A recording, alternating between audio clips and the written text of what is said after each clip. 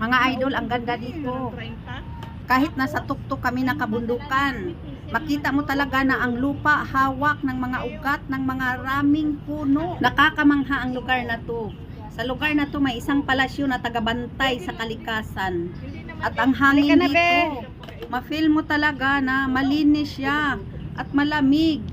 Lagi siyang may fog dito, nagpa-fog.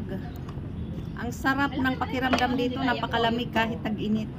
Akala mo umuulan pero wala siyang ulan. Para lang siyang may ulan, parang may ulap na tumatakip dito sa kabukiran na to. Ito yung bamboo ma.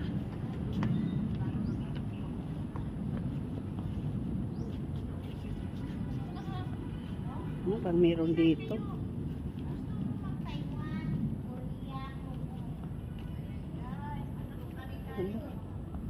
Meron pa pala doon. Kitang-kita yung